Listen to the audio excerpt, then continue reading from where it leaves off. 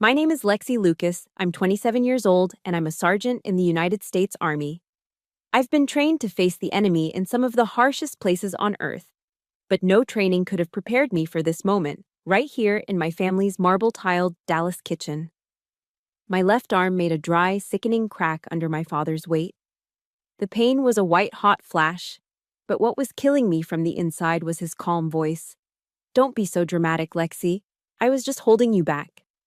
My mother, instead of rushing to my side, hissed from across the room, her voice as sharp as a shard of broken glass. "Harrison, be careful. What will happen to your new golf course deal if she calls the police?" She wasn't worried about my bones. She was worried about the numbers in her husband's bank account. They made one fatal mistake. They thought they were breaking a daughter. They didn't know they had just armed a soldier. Let me know where you're watching from in the comments. And hit that like and subscribe button if you've ever been treated by your own family like you were collateral for their image. The first thing I registered wasn't the pain. It was the cold. The imported Italian marble of the kitchen floor was like a sheet of ice against my cheek, a stark contrast to the searing fire shooting up my arm. My breath came in ragged, shallow gasps. Above me, my father, Harrison Lucas, stood not as a parent, but as a victor on a battlefield of his own making. He wasn't looking at me, crumpled on the floor. His attention was on his wrist, on the meticulous task of adjusting his gold Rolex watch. The soft click of the clasp echoed in the cavernous room. "See," he said, his voice devoid of any emotion except for a chillingly calm disappointment. "You always make me take it this far." There was no apology in his tone, no remorse. It was the voice of a CEO reviewing a failed project. In his world, violence wasn't a loss of control. It was a management tool. Then, movement. My mother, Eleanor, hurried across the room. For a split second, a foolish, childish part of me thought she was coming to help. But she didn't come to me. She went to the enormous stainless steel Sub-Zero refrigerator, its hum a low, indifferent drone in the background. She pulled open the freezer door, the cold air misting out, and rummaged inside. She returned not with a phone to call for help, but with a bag of frozen organic green peas. She knelt, not beside me, but at a careful distance, as if I were something contagious. "We have the photo shoot for D Magazine tomorrow," she explained to the air, her voice a tight whisper. Her focus was absolute. She wasn't treating an injury. She was containing a public relations crisis before it could even begin. She pushed the icy bag into my good hand, her touch feather-light and impersonal. "Hold this," she commanded softly. "And be quiet. You know how stressed your father is." That was it, the final betrayal. Not the snap of the bone, but the quiet hiss of her words, prioritizing a magazine cover over her daughter's agony. My father's stress was the justification. My pain was an inconvenience. Harrison began to pace, his expensive leather shoes silent on the polished stone. He had shifted roles now, from executioner to prosecuting attorney. This was a familiar performance, a monologue he had perfected over years of breaking me down. He walked back and forth in front of the massive kitchen island, a magnificent slab of granite where just hours ago we had pretended to be a normal family eating breakfast. "It's about respect, Lexi," he began, his voice taking on the reasonable, lecturing tone he used in boardrooms. "It's about understanding your place." He wasn't yelling anymore. This was worse. This was the calm, methodical dismantling of my reality. He talked about the pressure he was under, a multi-million-dollar real estate deal, the endless demands of his empire. He spoke of the legacy he was building, a legacy I had apparently disrespected by daring to have an opinion. The catalyst for tonight's violence? I had suggested we shouldn't sell a small plot of land that my grandparents had loved. A sentimental thought. In the Lucas family, sentiment was a liability. He stopped pacing and pointed a finger at me. "In the Army, they teach you to follow orders, don't they? They train you to understand the chain of command. Why is it that you can learn that from strangers, but you can't learn it in your own home?" He twisted my service, my source of pride, into another failing. My discipline wasn't a virtue. It was a tool he felt entitled to wield.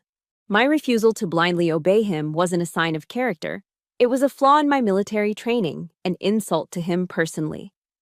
My mother, ever the loyal second in command, nodded in perfect synchrony. "That's right, honey," she chimed in, her voice dripping with counterfeit concern.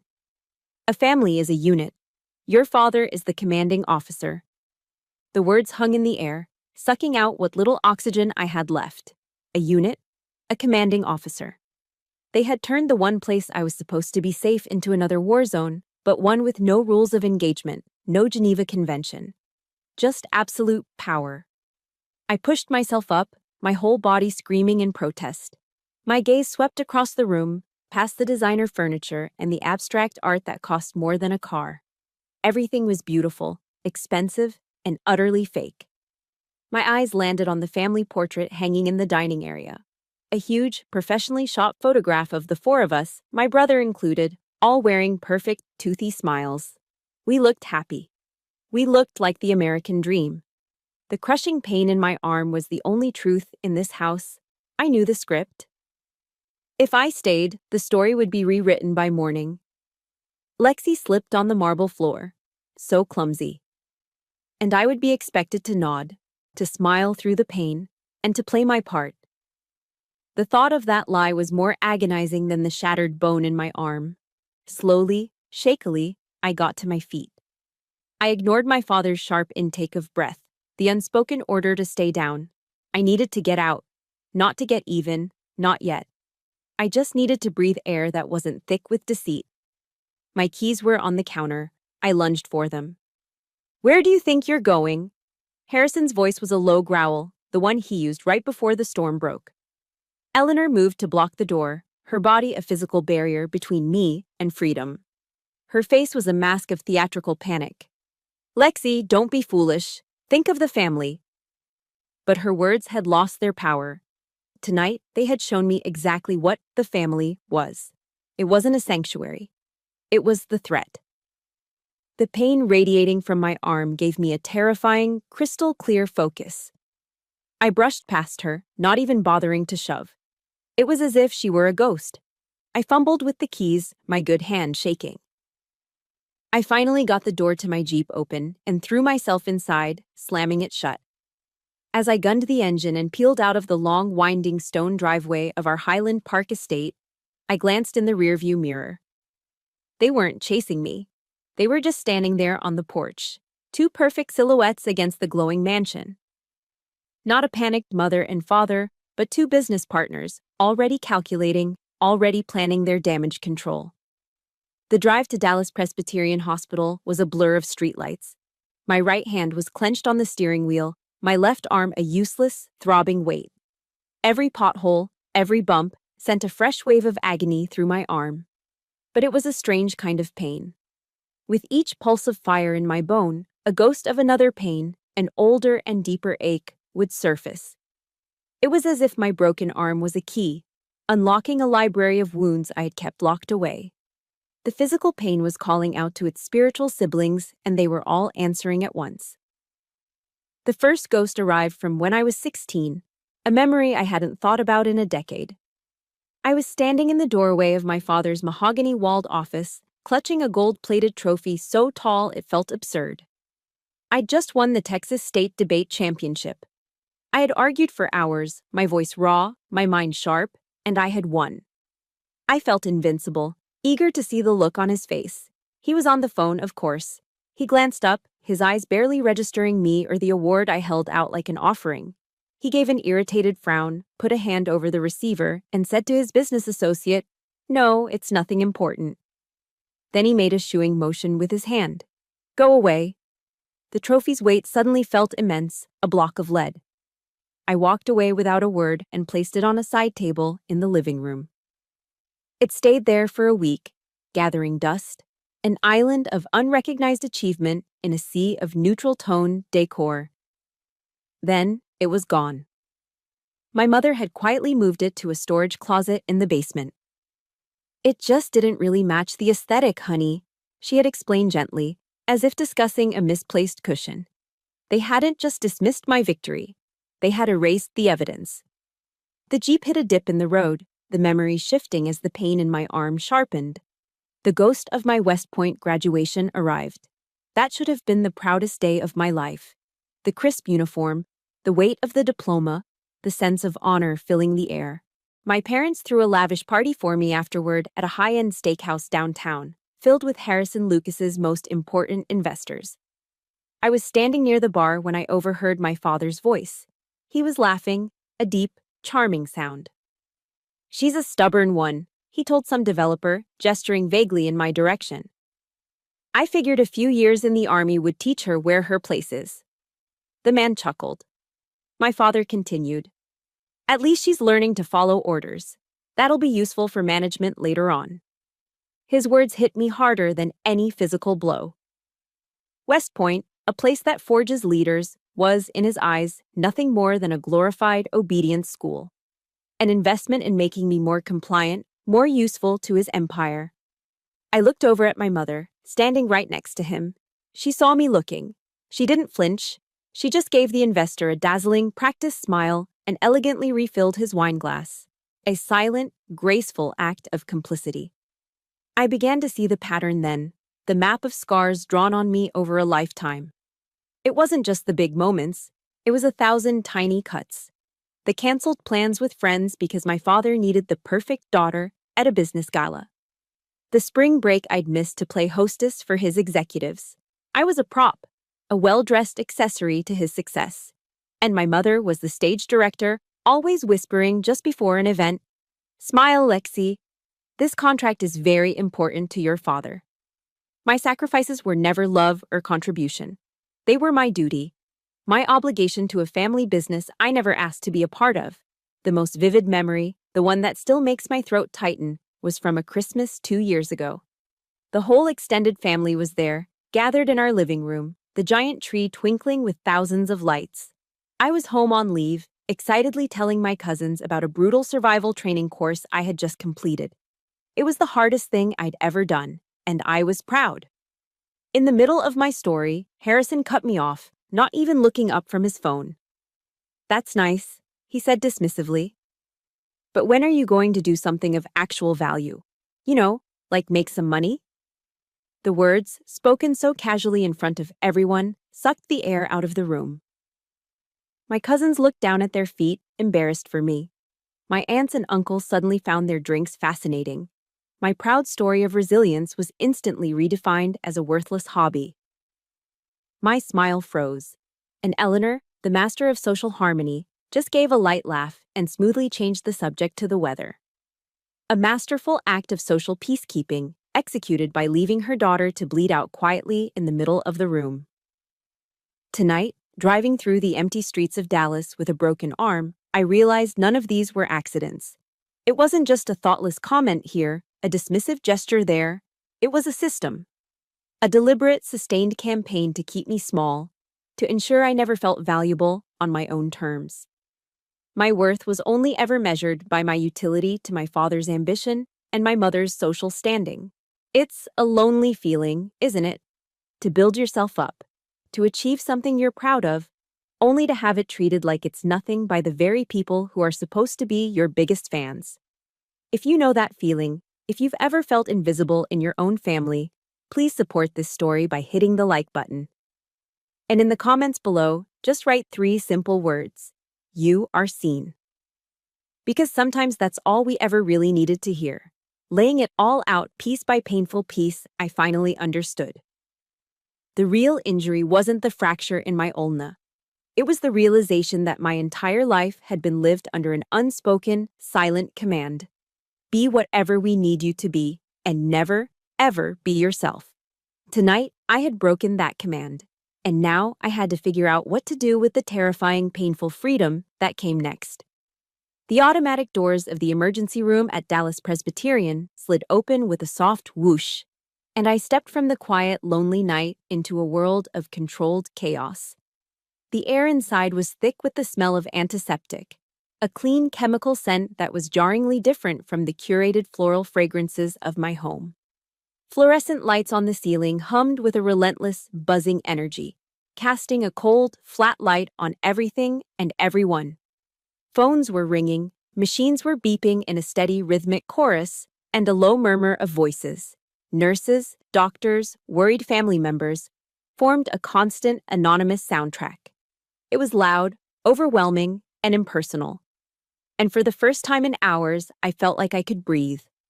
At home, the silence was the enemy. It was a heavy, suffocating blanket, thick with unspoken rules and expectations. Every object in every room was a reminder of my place, of the Lucas name and the weight that came with it. But here, in the stark, functional reality of the ER, none of that mattered. Here, I wasn't Harrison Lucas's daughter. I was just another patient in a crowded waiting room, a name on a list. The very impersonality of the place was a strange kind of sanctuary. It was a neutral zone. After checking in, a nurse with a tired but kind face led me to a small cubicle, separated from the next by a thin, pale blue curtain. She took my vitals with practiced efficiency, her questions brief and to the point. When she asked for my name, I just gave her my first name and last initial.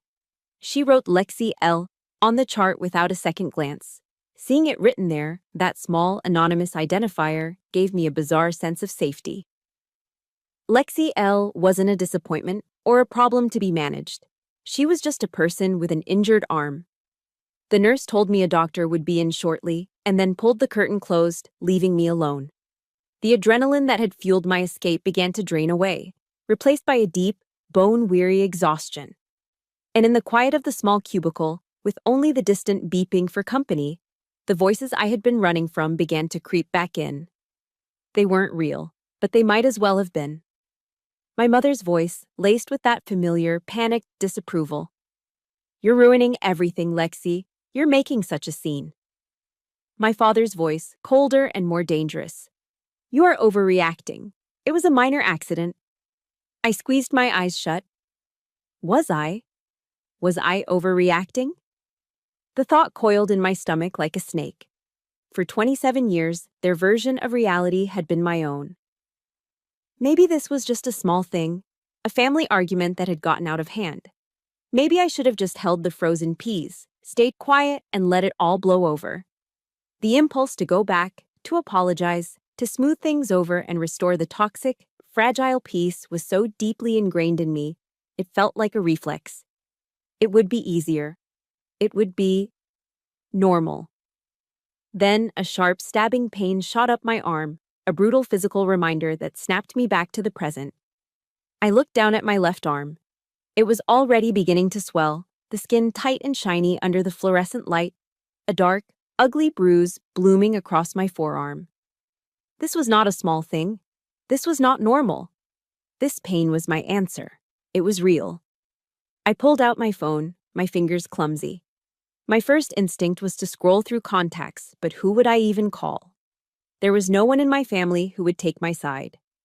Calling a friend would mean trying to explain a lifetime of secrets in a single, panicked phone call. I didn't want to talk. I just needed an anchor, something true to hold on to in the middle of this internal war. I opened my audiobook app and found the book I'd been listening to on my last flight home. Brené Brown's Daring Greatly. I put in my earbuds, and the chaotic sounds of the ER faded away, replaced by her voice, warm, steady, and full of a grounded strength that felt a world away from my own. I skipped back to a passage I'd highlighted. Her words flowed directly into my ear, a quiet command that cut through the noise in my head. Vulnerability is not winning or losing. It's having the courage to show up and be seen when we have no control over the outcome. To show up and be seen. The phrase hit me with the force of a physical impact. My entire life, the primary directive had been the opposite. Blend in. Don't make waves. Don't be difficult. Keep up appearances. Be perfect, but be invisible. My achievements were only acceptable if they reflected well on my father. My pain was only acceptable if it could be hidden before the magazine photo shoot. Being seen, truly seen, was the one thing that was never allowed. Her next words cemented it. Courage starts with showing up and letting ourselves be seen. A new order, a new mission. And this one felt right. It felt true in a way that my father's commands never had.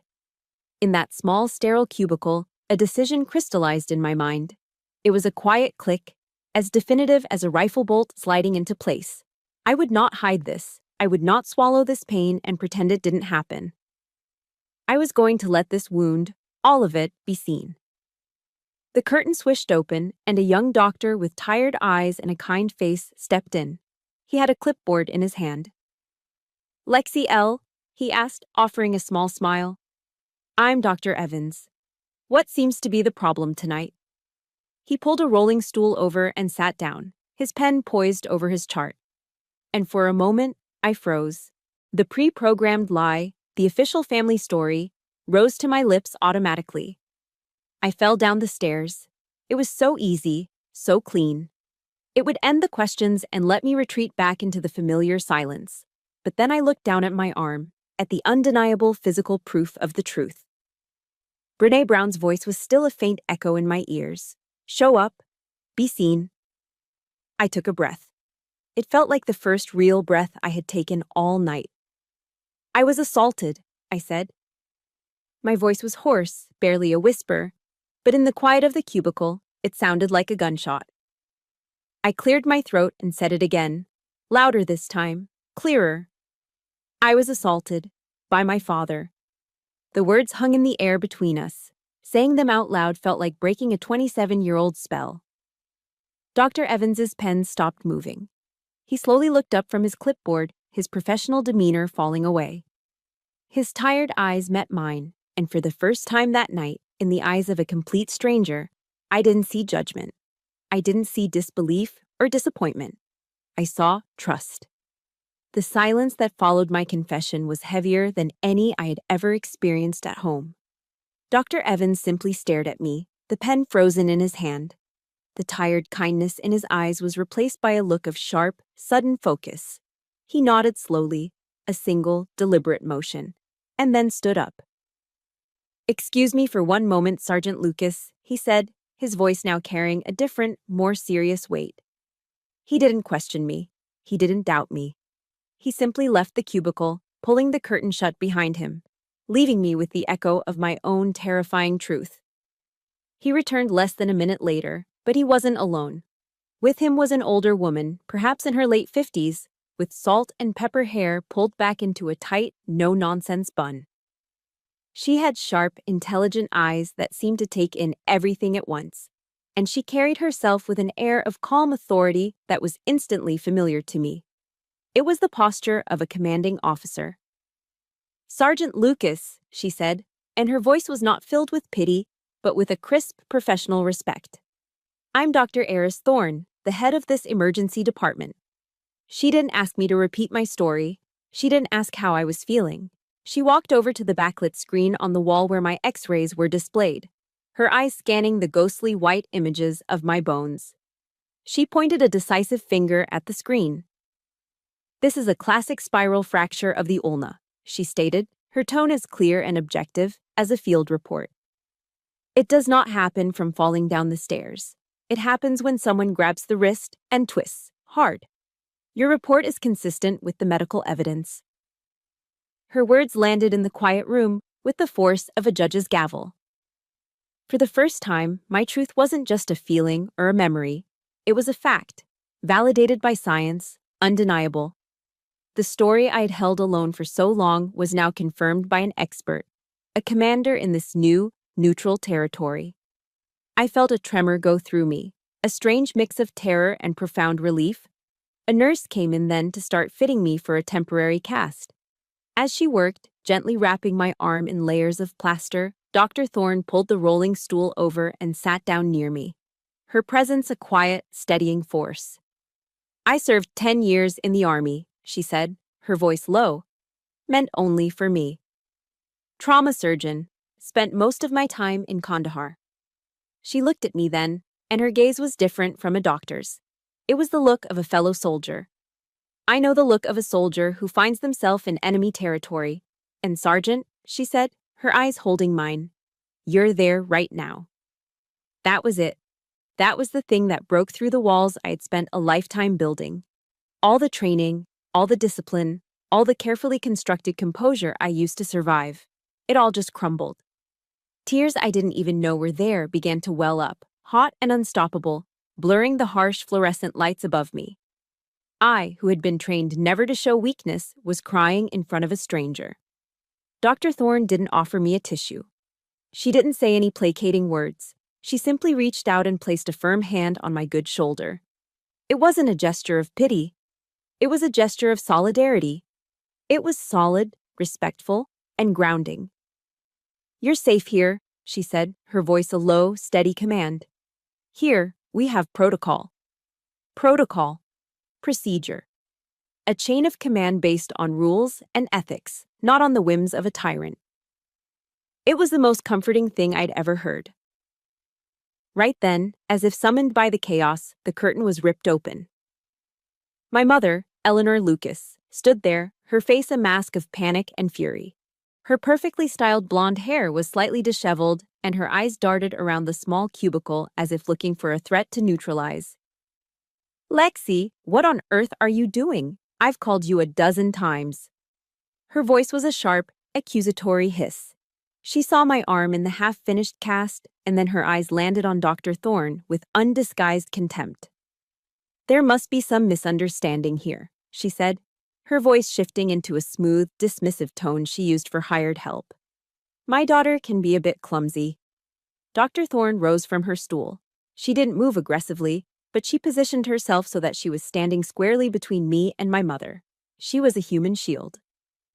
"Mrs. Lucas," she said, her voice perfectly calm and level, "your daughter is my patient.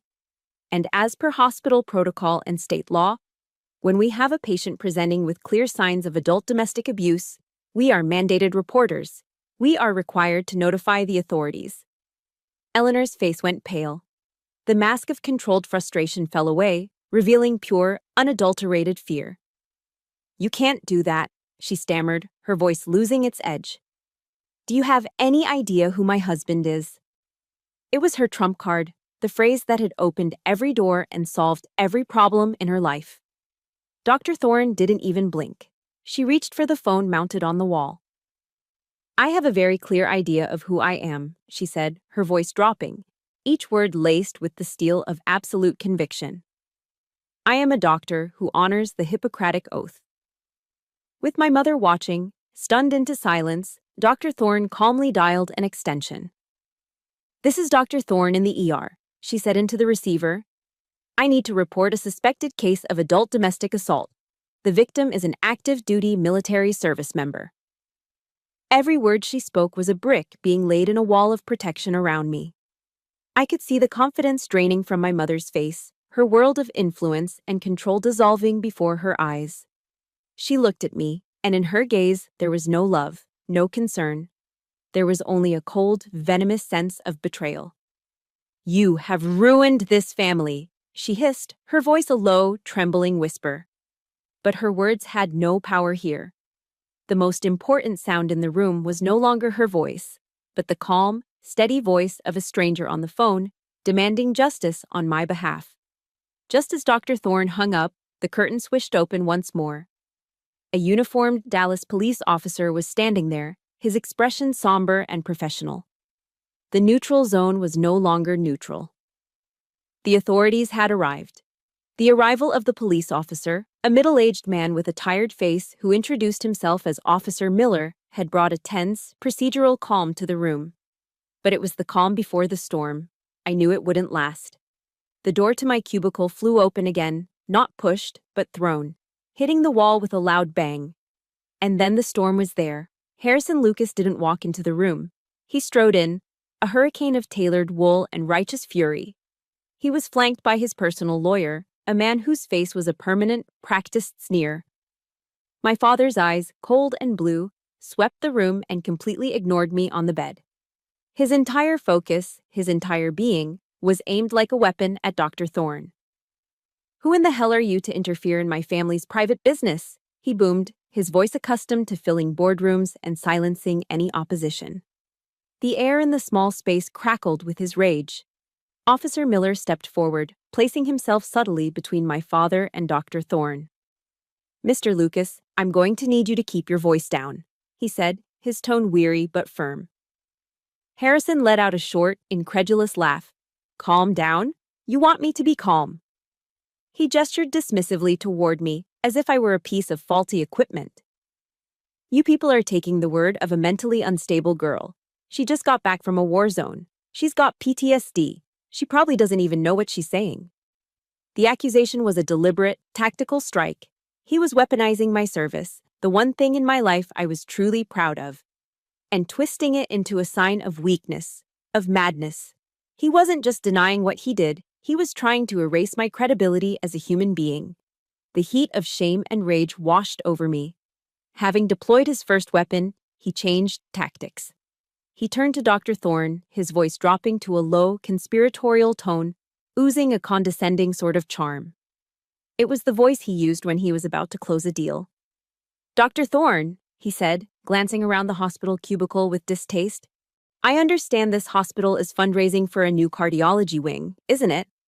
A generous check could certainly clear up this little misunderstanding." It was a blatant, disgusting move, part bribe, part threat. The air went still. Dr. Thorne looked at my father, and her expression was like ice. Not angry, but something colder, something harder. "Mr. Lucas," she said, her voice quiet but carrying an undeniable weight of authority, "my integrity is not for sale." Unfazed, Harrison turned his attention to Officer Miller. The condescension remained, but now it was tinged with the casual arrogance of power. "I'm sure the Dallas Police Department has its own needs as well. The mayor is a very dear friend of mine." He said it so simply, so certain that the mere mention of his influence would be enough to make this all go away. Officer Miller didn't react. He didn't even look up from his notepad. He just tapped it once with his pen. "Good for you," he said in a monotone voice. "Now, would you like to make a statement, or are you finished?" For the first time, I saw a flicker of something in my father's eyes. Surprise. His power, the currency he had used to rule his entire world, wasn't working here. These people weren't his employees. They weren't his investors. They were operating on a different set of rules. And that's when he turned to me. All his other weapons had failed, so he came back to the one he had owned and operated for 27 years. Me. He took 2 steps toward my bed, his face a twisted mask of fury. The charm was gone. The condescension was gone. This was the man I knew. This was the rage from the kitchen. "Lexi," he snarled, his voice low and dangerous. "Look at me." Against my will, my eyes lifted to meet his. "Tell them you fell. Tell them it was an accident. Say it." The last 2 words were not a request. They were a command, delivered with the full weight of a lifetime of dominance. And the soldier in me, the daughter in me, the part of me that had been conditioned for nearly 3 decades to obey that voice, flinched. I felt myself physically shrink back into the hospital pillows. The old, familiar fear, cold and sharp, pierced through the fragile courage I had just found. It would be so easy to give in. So easy to say the words and make it all stop. As if to add to the pressure, my mother, who had been hovering silently in the background, took a half step forward. She looked at me, her eyes wide with a desperate, silent plea. "Save us, Lexi. Save this life. Save our world." The entire room seemed to hold its breath. It felt like the world had narrowed to this single moment, to the space between his command and my response. I looked at my father, and behind the rage, for the very first time, I saw it. Desperation. He was losing control, and it terrified him. I looked past him to my mother, and I didn't see a villain. I saw a prisoner, just as trapped in this golden cage as I was, begging me to lock the door behind me. Then my gaze shifted to Dr. Thorne, standing tall and unshakable. To Officer Miller, his pen patiently waiting. Strangers. They didn't know me, but they were standing here for the truth. They were standing here for me. I took a breath. It wasn't the stale, recycled air of my father's mansion. It was the clean, antiseptic air of the hospital, the air of the neutral zone. It was the air of freedom. My voice, when it came, was not loud. It wasn't a shout or a scream. It was quiet, but it was as steady and solid as the hand Dr. Thorne had placed on my shoulder. I didn't fall. I looked directly into my father's eyes. "You broke my arm." The words were a declaration of war. Harrison froze, his face a picture of stunned disbelief, as if he'd been shot with his own gun. For a moment, the entire room was wrapped in a profound silence. But this time, the silence was no longer his. I had taken it back. After my father's final, impotent threat echoed and faded, a security guard escorted him and my mother from the room. The sudden silence they left behind was a physical thing, a void that rushed in to fill the space their rage had occupied. The high-octane adrenaline that had flooded my system, the fuel that had powered my defiance, drained away all at once, leaving a hollow, aching exhaustion in its place. I felt a deep, profound emptiness. The battle was over, but the war had just begun. I stared at the pale blue curtain, feeling utterly and completely alone. Officer Miller cleared his throat, pulling me back to the present. He walked over and handed me a cold bottle of water. "You did good, Sergeant," he said, his voice quiet and matter-of-fact. That simple sentence, a professional acknowledgement from one person in uniform to another, meant more to me than any medal I'd ever earned. It was a validation of my courage, not just my actions. A moment later, an older nurse came in to change the sheets on my gurney. She was African American, with kind, knowing eyes and a gentle presence that immediately put me at ease. She introduced herself as Gloria. She didn't ask what happened. She didn't offer any empty platitudes. She just went about her work with a quiet efficiency, her movements calm and reassuring. As she smoothed the clean, crisp sheet over me, she leaned in close, as if sharing a secret. "Isaiah 41:10, she whispered, her voice a low, warm murmur. "So do not fear, for I am with you. Do not be dismayed, for I am your God.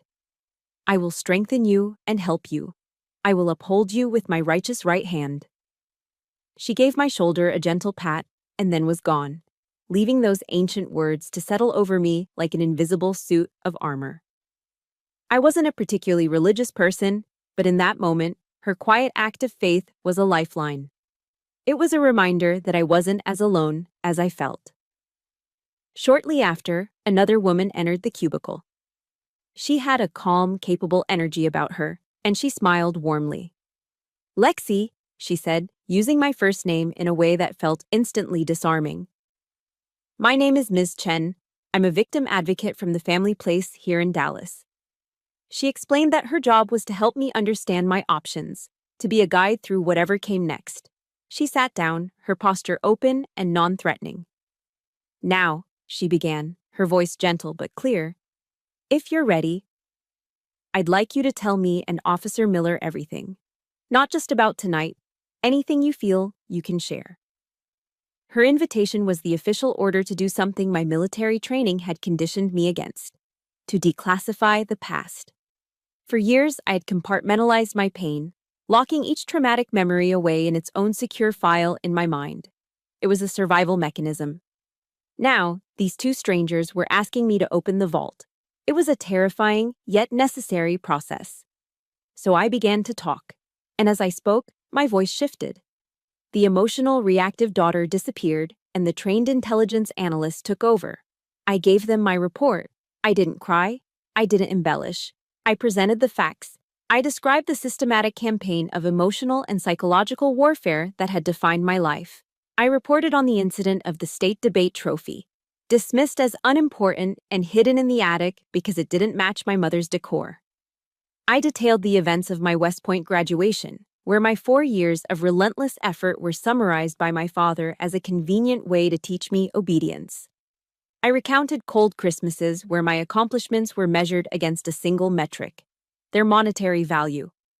I spoke of the endless social events, the canceled plans, the sacrificed pieces of my youth, all offered up on the altar of the perfect family image.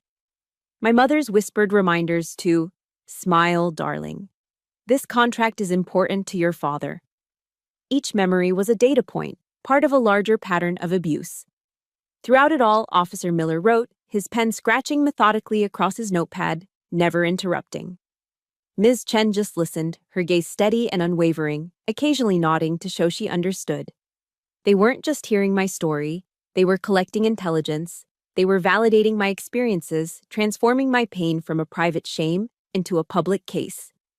They were building a weapon out of my truth, The process took nearly 2 hours. When I finally fell silent, a heavy quiet settled over the cubicle again, but this time, it wasn't empty. It was filled with the weight of 27 years of truth, finally spoken aloud.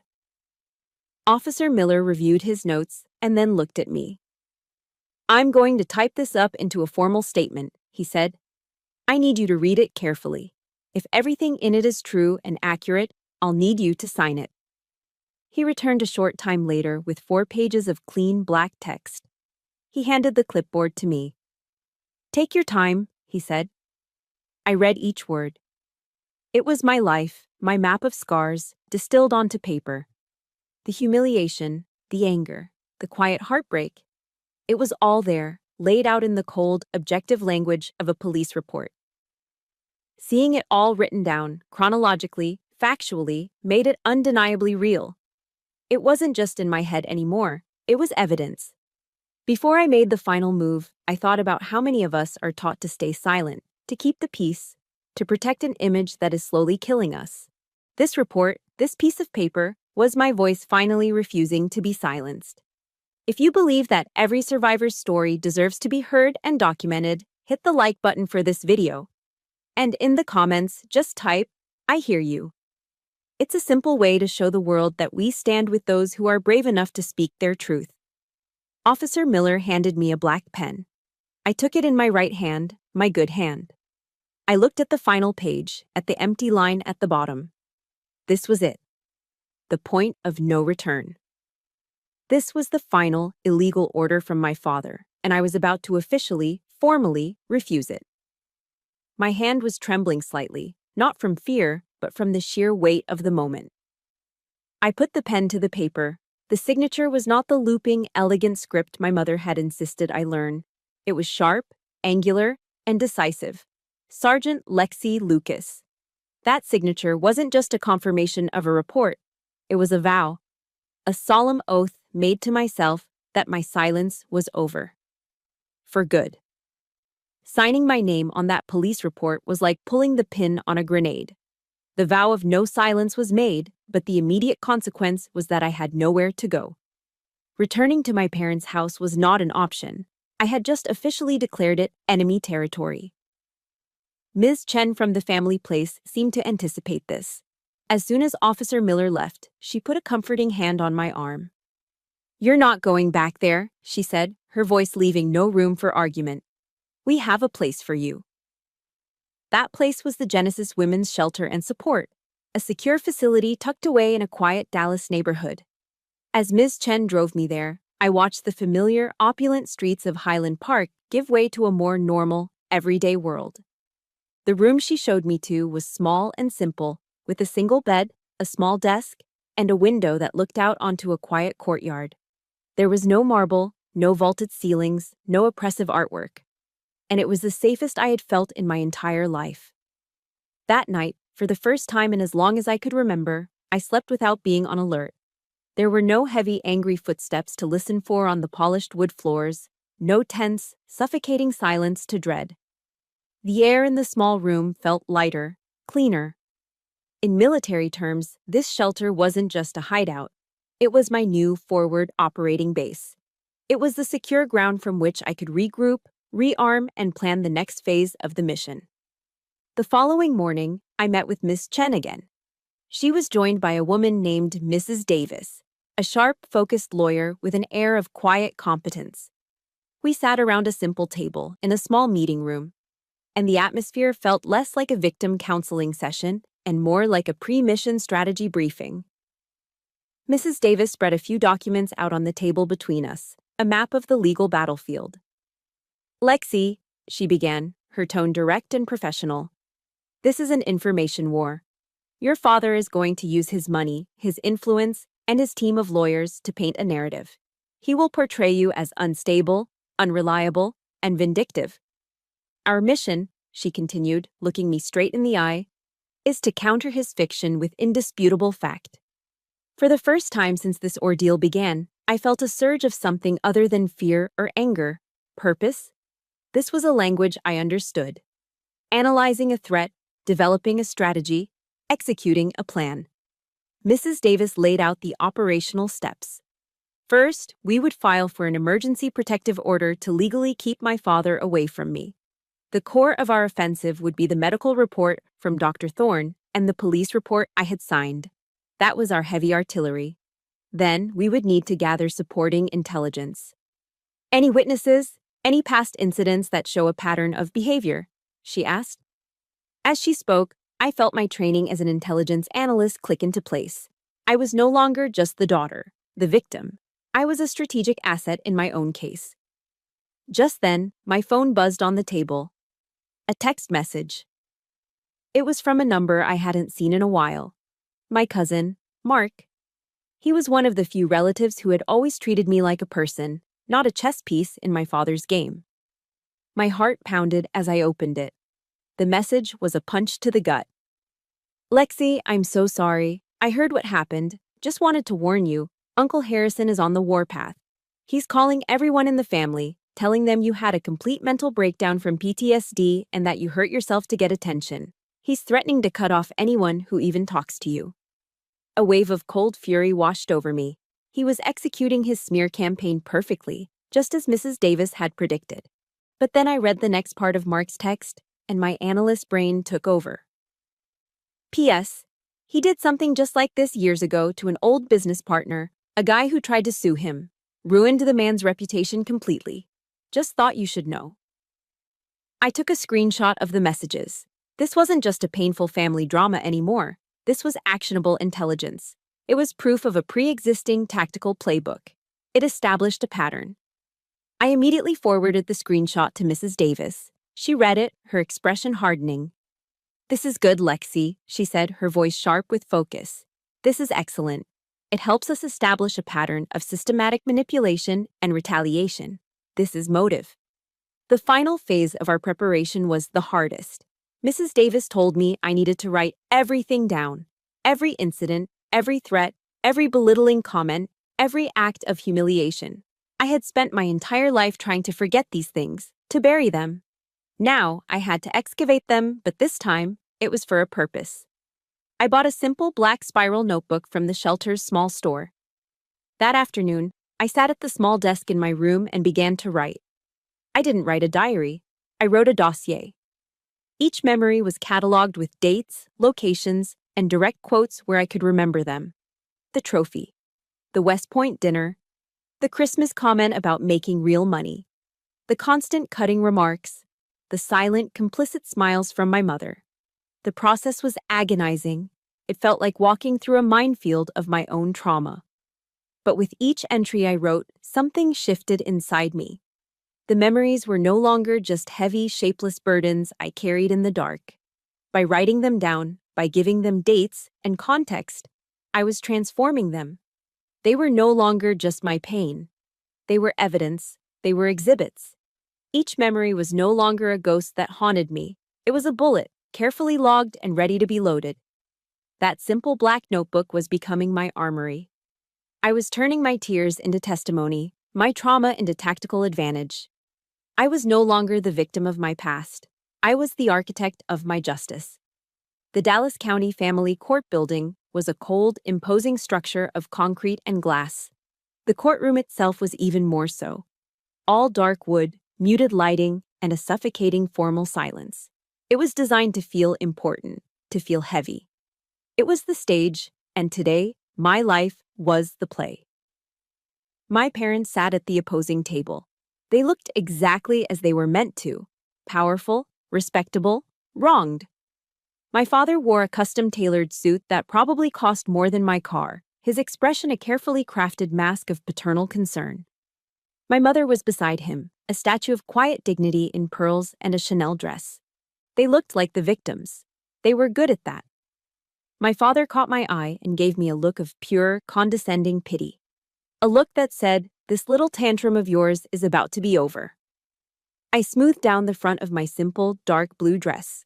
I sat with my back straight, my hands folded calmly on the table in front of me. A soldier at attention. To my right was Mrs. Davis, my lawyer, her files organized in a neat stack. To my left was Ms. Chen, my support, my squadron. The first person we called to the stand was Dr. Eris Thorne. She walked to the witness box with the same no-nonsense confidence she had in the ER. She was our opening move, our unshakable first line of defense. Mrs. Davis led her through the initial testimony. Dr. Thorne presented the medical facts with the cool, detached precision of a surgeon. She explained the x-rays, pointing out the specific nature of the break. "This is a spiral fracture of the ulna," she stated, her voice clear and steady. "These are not caused by a simple fall. They are the result of a significant twisting force being applied to the wrist and forearm." She went on to describe the bruising on my shoulder and upper arm, concluding, "The patient's injuries are, in my professional opinion, wholly inconsistent with her parents' explanation of a fall down the stairs." When it was the other side's turn, my father's lawyer, a slick man with a venomous smile, approached the stand. He tried to chip away at her credibility, bringing up her tenure, questioning her emergency room's procedures. Dr. Thorne didn't even blink.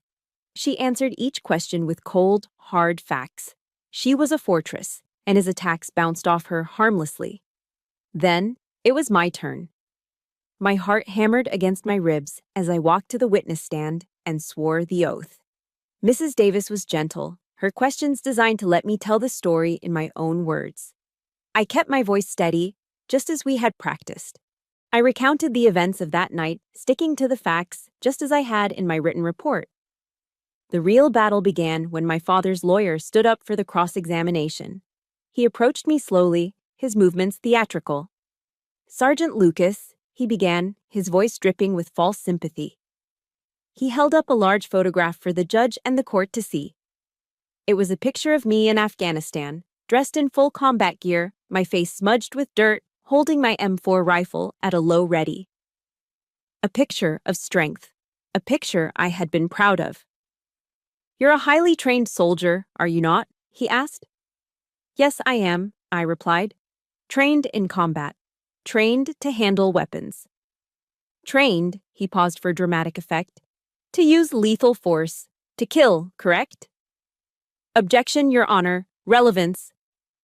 Mrs. Davis was on her feet instantly. The judge, a stern-faced woman, looked from the lawyer to me. "Overruled. I'll allow the question. Answer it, Sergeant."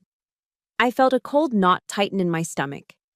My training covers a wide range of scenarios, including the use of lethal force under the rules of engagement. The lawyer smiled.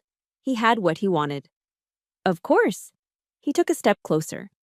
"So, Sergeant, given your extensive training in violence, isn't it possible, isn't it plausible, that in a moment of emotional distress, perhaps a flashback related to your PTSD, that you lost control? That you became so angry, so violent, that you injured yourself and are now trying to blame your loving, supportive father for the tragic results?" The silence in the courtroom was absolute. It was a stunning, brutal attack. He had taken my service, my honor, my strength, and twisted it into a weapon to be used against me. He was painting me as a monster, a broken soldier too damaged to be trusted. I could feel my father's eyes on me, victorious. I could feel the jury staring, their expressions now clouded with doubt. For a single, terrifying second, the floor fell out from beneath me. The rage and humiliation were so intense, I thought I was going to be sick. Then I remembered my training. Breathe, assess, respond. I took a single, slow, deep breath. I didn't look at the lawyer. I didn't look at my parents. I looked directly at the judge. "Your Honor," I said, my voice quiet but carrying to every corner of the room. "With all due respect to counsel, he fundamentally misunderstands what a soldier is trained to do." I paused, letting the words hang in the air. "I was trained to protect the innocent, not to attack them. I was trained to identify a threat, no matter its form, and to neutralize it. I was trained to remain calm under extreme pressure. And above all, I was trained to report the truth, accurately and without emotion." I let my gaze drift from the judge, over the jury, and finally, I let it land on my father. And that is exactly what I am doing today. I held his stare. He looked away first. "That threat assessment training," I continued, my voice gaining strength, "is what helped me finally recognize that the greatest danger to my personal safety wasn't on a battlefield in a foreign country. It was the man sitting at that table. That training in remaining calm under pressure is what allowed me to drive myself to the hospital with a broken arm instead of collapsing on his marble floor. And that training in accuracy and reporting the facts is why every single word of my testimony and every word in the report I gave to the police is the absolute, unshakable truth. I finished speaking. The lawyer stood there, his mouth slightly open, the smug smile completely gone. He had no follow-up question. He had fired his best shot, and I had turned it right back on him. He mumbled a quiet, "No further questions, Your Honor," and retreated to his table. The battle was won. The sharp, definitive sound of the judge's gavel striking the wood echoed the finality of my testimony. "A permanent protective order is granted," she announced, her voice leaving no room for negotiation. "This matter will be referred to the district attorney's office for review of potential criminal charges." The words hung in the air, heavy and absolute.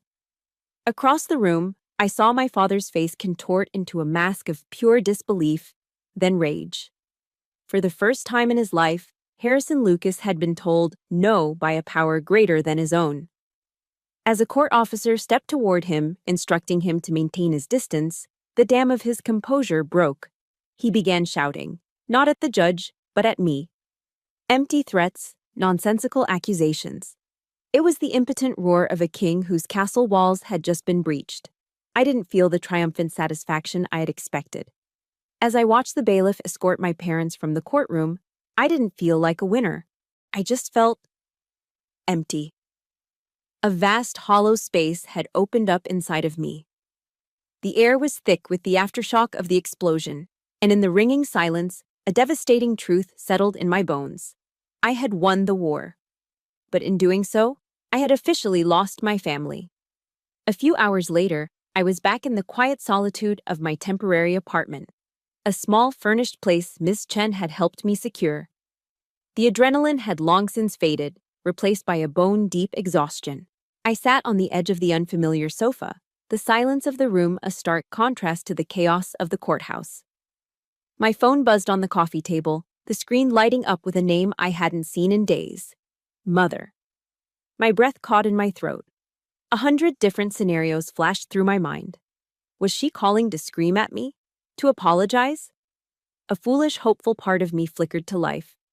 I hesitated, my thumb hovering over the screen. Then I answered. It wasn't anger on the other end of the line. It was the sound of weeping.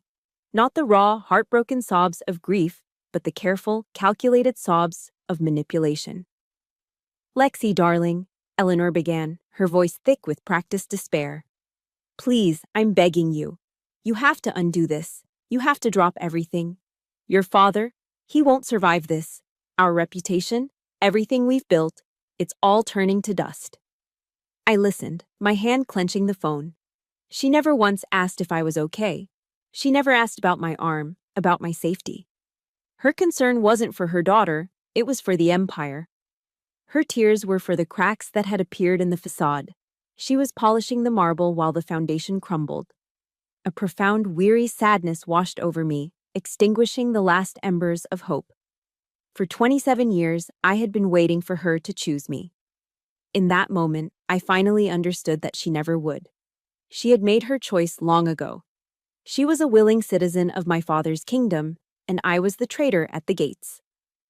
"Mom," I said, and I was shocked at how calm my own voice sounded. It was a calm born not of anger, but of a terrible final clarity. "I gave you 27 years to choose me.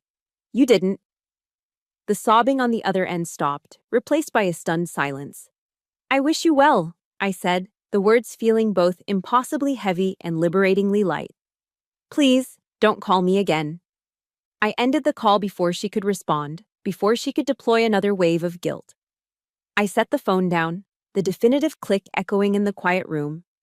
The final thread, the one I had clung to for so long, had finally been cut. Later that evening, I unpacked the small bag I'd brought with me from the shelter. At the bottom was the folded-up copy of the protective order. I sat on the bed and smoothed it out. The black ink on the official letterhead was stark and impersonal. This wasn't a trophy. It wasn't a victory cup to be displayed on a mantle. It was my honorable discharge papers, It was the official, legally binding document that released me from a war I never enlisted in. It was a formal acknowledgement that the battlefield I'd grown up on was too dangerous for me to return to. I stared at my name, Sergeant Lexi Lucas, and for the first time since this all began, I allowed myself to cry. These were not the hot, angry tears of the courtroom, nor the terrified tears of the kitchen floor. These were tears of pure, unadulterated grief. I cried for the little girl who had spent her life desperately trying to earn a love that was never unconditional. I cried for the teenager whose achievements were only ever seen as assets or liabilities. I cried for the innocence that had been chipped away, piece by piece, until nothing was left.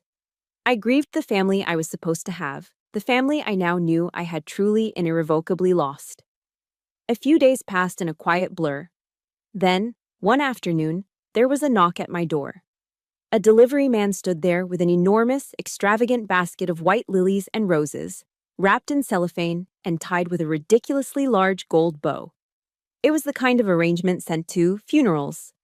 The card was tucked into the flowers. It was from my father's office. It read simply, "We can forget this ever happened." No apology, no acknowledgement, just a command, dressed up as a peace offering. An attempt to erase reality, to bury the truth under a pile of expensive flowers. The old me would have been torn. The old me would have seen it as an olive branch, a chance to restore the toxic peace I had mistaken for normalcy. But I wasn't the old me anymore. I didn't throw the basket in the trash. That would have been a reaction, an emotional outburst. Instead, I picked up my phone and called the number on the florist's label. "Hello," I said calmly. "I received a delivery that was sent to the wrong address. I need you to come and pick it up and return it to the sender." It was my first official act as a free woman, a small, simple act of setting a boundary. It wasn't loud or dramatic. It was a quiet, firm, non-negotiable statement. I am no longer participating in your games. My reality is not for sale. I watched from my window as the delivery van came back and the driver loaded the opulent basket back inside. As it drove away, I felt the final lock click into place. That door was now closed. 6 months after the judge's gavel fell, I stood in the pre-dawn chill of Fort Hood, Texas. The air was cool and carried the scent of dust and damp earth.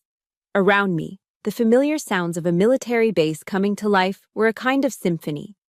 The distant rumble of trucks, the rhythmic thud of boots on pavement, the clipped, professional voices of soldiers preparing for the day. This place, the Army, which I had once joined as a means of escape, now felt less like a refuge and more like a home. A real one. Here, the rules were clear, logical, and written down for all to see. The chain of command was based on rank and merit, not on mood swings and manipulations. Respect wasn't demanded through fear. It was earned through action and competence. As I pulled on my uniform, the familiar weight of the fabric felt different. It was no longer a suit of armor I wore to hide the bruised and broken daughter underneath. It wasn't a mask. It was simply me. The tough, resilient fabric felt like a second skin, a symbol not of what I was running from, but of the strength I had forged in the fire. For the first time, wearing it felt like freedom. My weekends changed too. The quiet hours that once felt long and lonely were now filled with a new kind of purpose. Instead of losing myself in the anonymous crowds of downtown Austin or Dallas bars, I started spending my Saturdays at a small, unassuming, nonprofit organization just off base. It was a center dedicated to helping female veterans transition back to civilian life. The building was a converted bungalow with comfortable, slightly worn sofas and the constant smell of brewing coffee. It was the furthest thing from the cold, intimidating institutions I'd come to associate with getting help. I wasn't there as an expert or a counselor. I was there as a peer, a fellow soldier. I sat with women who had faced down enemies in combat zones only to come home to battles they were never trained for, navigating the bureaucratic maze of the VA, fighting for custody of their children, or escaping domestic situations that were hauntingly familiar to my own. I listened to their stories, and in return, I shared pieces of mine. I discovered that the skills my father had once twisted and used against me could be repurposed for good. My analytical training helped me sit with younger veterans and break down complex benefits paperwork into manageable steps, turning a mountain of confusion into a clear objective. My ability to remain calm under pressure, a skill honed in the worst of circumstances, allowed me to be a steady presence for a woman in the midst of a panic attack, talking her through it until the storm passed. I wasn't saving them, we were supporting each other. In their stories of survival and resilience, I found my own. We were a different kind of unit, bound by the shared understanding of wars fought both abroad and behind closed doors. We were turning our scars into service. My definition of family was also being rebuilt from the ground up on a new, solid foundation. I kept in touch with the women who had stood with me in the sterile ER room, my first, unexpected allies. When I had leave, I'd drive into Dallas and meet Dr. Thorne and Miss Chen for coffee at a small, independent coffee shop. We wouldn't talk about the court case or the trauma. We'd talk about our jobs, about a funny article we'd read, about the ridiculous Texas weather. We talked about normal things. They became my chosen family, the steady, supportive women who had seen me at my absolute worst and had chosen to stand by me without question. I also reconnected with my cousin, Mark. He and his wife invited me over for backyard barbecues, simple gatherings with cheap beer, smoky brisket, and easy laughter. There were no hidden agendas, no conversations that felt like walking through a minefield. We were just family, creating new, small, authentic traditions to replace the hollow, gilded ones I had left behind. It was a slow, quiet process, learning to let my guard down, learning to accept kindness without searching for the price tag. It was a different kind of vulnerability, the courage to believe in peace after being conditioned for war. Which brings me to this morning. The sky's just beginning to soften from black to a deep indigo. I stand at the head of my platoon, my breath pluming in the cool air. I give the command and we fall into formation, a single living entity of shared purpose. Left, left, left, right, left, I call out, my voice cutting through the morning quiet. A chorus of voices responds, a powerful, unified sound behind me. The rhythmic pounding of our boots on the asphalt is a steady, reassuring heartbeat. As we run, the first sliver of the sun ignites the horizon, painting the sky in strokes of orange and pink. A new day. A real one. I'm no longer running away from a dark past. I'm leading my soldiers toward the dawn. Back in my barracks room, tucked away in a small locked wooden box in my desk drawer, is the Permanent Protective Order. I don't look at it often, but I know it's there. It's not a reminder of the pain. It's not a symbol of a broken family. It's a medal. It's the citation for winning the most important battle of my entire life. My father was wrong. My story doesn't end with him, silenced on his marble floor. It doesn't end with his verdict in a cold courtroom. It ends here, on this open road, with the sun on my face and the sound of my soldiers at my back. It ends with my next mission. To live. My mission to live has just begun. And it's a mission I no longer walk alone. Thank you for walking it with me, for listening to my story. If any part of this journey resonated with you, please know that you are not alone either. Your own mission to heal and reclaim your story is the most important one you'll ever undertake. Please hit that like button to show your support for survivors everywhere and share your strength by commenting with a single word that describes what gets you through tough times. Let's fill this space with hope. And don't forget to subscribe for more stories of resilience and finding the dawn.